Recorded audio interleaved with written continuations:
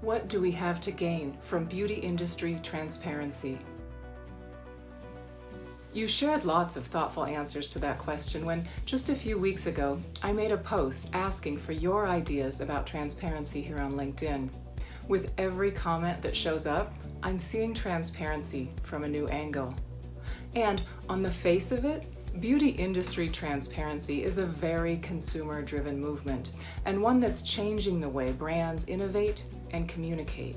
From that perspective, we might say that transparency is being led by the expectations of educated consumers, by clean beauty innovations, and by consumer safety concerns.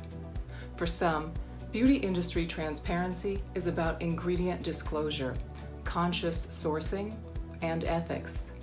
It's about allergen information and labeling compliance, while some are even proposing that European labeling standards are, in and of themselves, a model of transparency.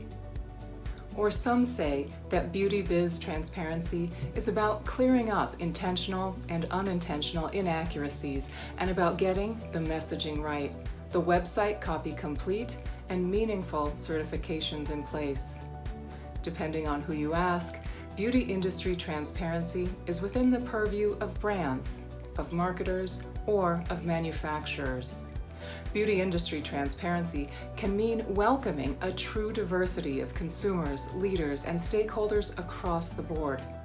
Transparency is verging into sustainability and involves packaging now too.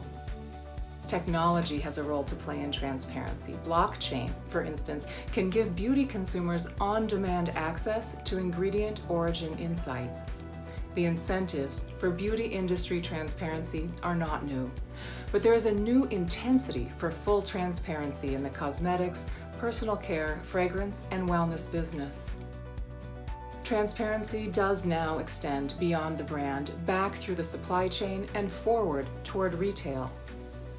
But even knowing all of that, I'm still curious about the consequences and the advantages of transparency in this business that we call beauty.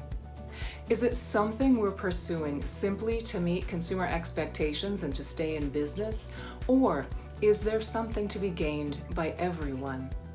Could or should industry transparency change the way that business is done? You tell me. Comment below and we'll keep this conversation going.